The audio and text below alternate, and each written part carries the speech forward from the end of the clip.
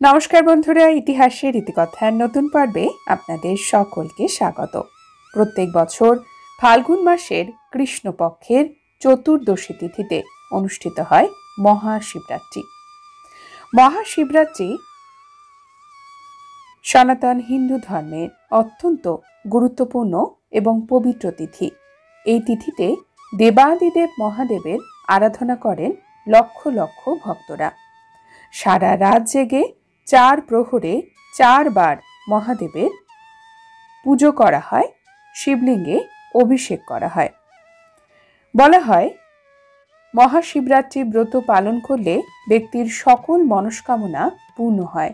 মহাদেবের আশীর্বাদে জীবনে সুখ সৌভাগ্যের অভাব থাকে না। মহাশিবরাত্রি তিথি হিন্দু ধর্মে আরও একটি বিশেষ কারণে বিশেষভাবে উল্লেখযোগ্য।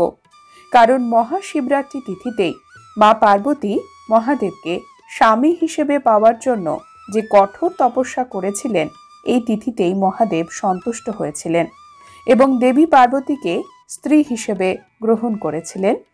তাদের বিবাহিত জীবন শুরু হয়েছিল।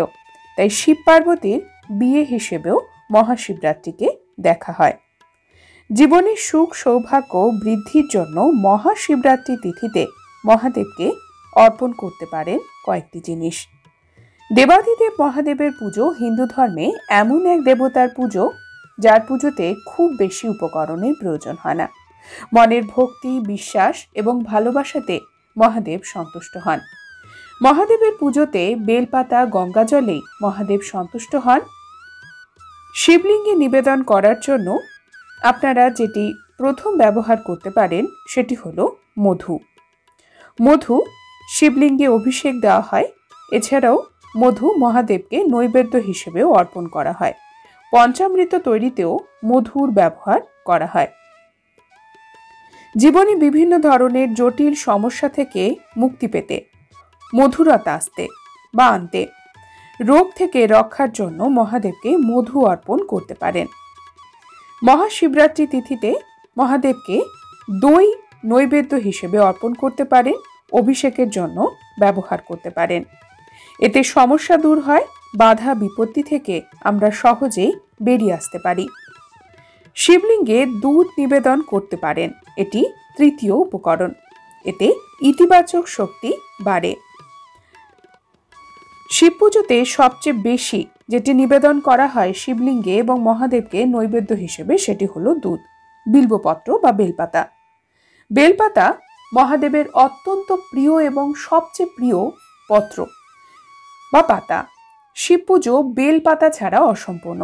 তাই মহাদেবকে একটি বেলপাতা অবশ্যই অর্পণ করুন যদি একাধিক না পান। এই বেলপাতা সবসময় অক্ষত হওয়া প্রয়োজন এবং কখনোই ছেঁড়া বা পোকায় কাটা যেন না হয়। পরবর্তী যে উপকরণ শিবলিঙ্গে নিবেদন করতে পারেন সেটি হলো ঘি।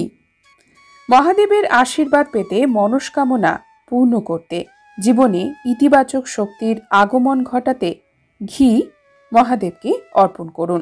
এই ঘি কিন্তু গরুর ঘি হওয়া প্রয়োজন, দেশি ঘি, খাঁটি ঘি।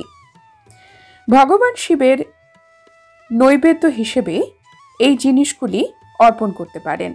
ভগবান শিব সাদা রঙের মিষ্টি পছন্দ করেন, তাই ভোগের উপকরণ হিসেবে সাদা মিষ্টি অর্পণ করতে পারেন। এছাড়াও সুজির হালুয়া মহাদেবকে অর্পণ করতে পারেন, সুজিও অর্পণ করতে পারেন।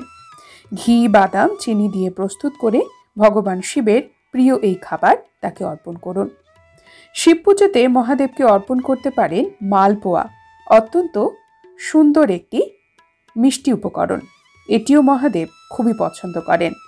আমাদের সনাতন ধর্মে যে কোনো পুজোতে আমরা দেবী দেবতাদের পায়েস অর্পণ করি, ক্ষীর অর্পণ করি। শিব পুজোতেও ক্ষীর অর্পণ করতে পারেন বা মাখন অর্পণ করতে পারেন, এতেও মহাদেব সন্তুষ্ট হন। সাবুদানার ক্ষীরও মহাদেবকে অর্পণ করতে পারেন। সাবু, দুধ, চিনি, শুকনো ফল অর্থাৎ ড্রাই ফ্রুটস দিয়ে এই ক্ষীর বানাতে পারেন। এছাড়াও শিব পুজোতে আপনারা ব্যবহার করতে পারেন, যখন আপনারা উপোস করবেন বা মহাদেবের নৈবেদ্য হিসেবে জল সিঙ্গারার আটা দিয়ে তৈরি খাবার। এটিও শিব পুজোতে সবচেয়ে বেশি ব্যবহার করা হয়। অবাঙালি হিন্দুদের মধ্যে। তারা উপোস করলে জল সিঙ্গারার আটা দিয়ে রুটি বা পরোটা তৈরি করেন, মহাদেবকেও অর্পণ করেন।